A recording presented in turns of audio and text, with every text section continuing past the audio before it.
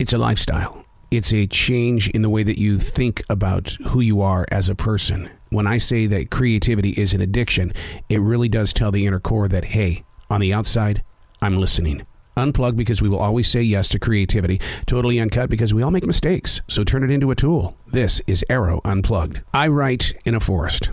I go into this forest to listen. What started at the Billy Graham Library in Charlotte, North Carolina, has evolved into a lifelong journey. Something is always moving through me. It's my calling. These aren't my words. These are the lyrics from Billy's Forest. Chapter number 289, November 27th, 2021. Sipping on a hot, steamy peppermint coffee this morning while the sun shines through the balding forest. An amazing amount of gold, red, and brown leaves blanket the forest floor. With it being only 40 degrees, the body is able to experience a true moment of transition. It's fall preparing for winter's bite, which will take place in less than a month. We caught a glimpse of the fawn this morning, its first winter jacket, very sprite and very alert, still clinging to its mother. Learning to watch nature through their eyes, I can't assume how they survive. Through them, I'm given a source of survival by way of watching their instinct, how and what they eat, how often and where do they go if it suddenly begins to snow. The deer never come across as being without. Being human, how do we get ready for a world that has a way of unexpectedly, instantly changing? Learning from nature, the birds with the way that they build their nests, the timid chipmunks constantly collecting, and each have changed in color, darker, heavier. And I'm sitting here with no hair on my arms and legs.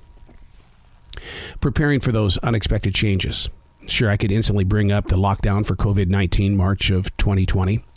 I could bring up Russia's invasion of Ukraine in 2022. Instant changes. How are you preparing for instant changes? Is it something that you really can prepare for? My mother used to tell me all the time, save it for a rainy day. In other words, collect your pennies, your nickels, your dimes, your quarters. Save it for a rainy day. And then you hear stories of people who say, no, you need to spend it now so that you can enjoy what life is. And I often wonder about the walks that Jazzy and I take in the forest. We savor the moment of now to be able to hear the birds singing, catch the scent of the flowers during the spring months, to sit there and watch the clouds as they move, to feel the breeze as it guides up against me, and I want it to move through me so it can drop off seeds.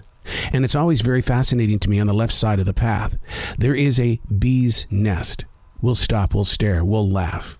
It's fascinating to watch bees in action. It's almost like they've got a pair of earbuds on. They're doing their job, and they're listening to their own vibe.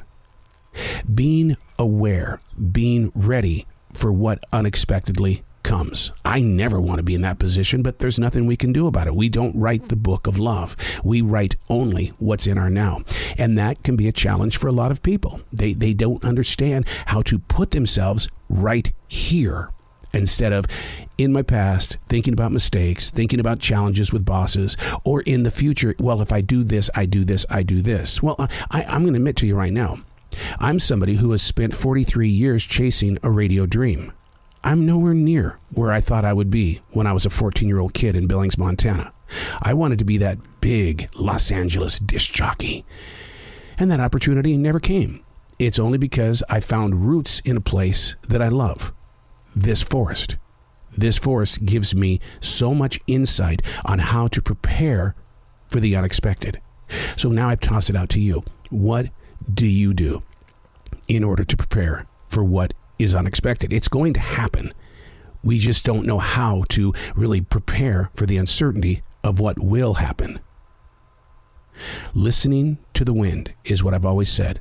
And in that wind, there are seeds that prepare you for the unexpected. The question is, do you accept them or do you push them away because you want to follow your way? I'm Arroe. These aren't my words. These are the lyrics from Billy's Forest.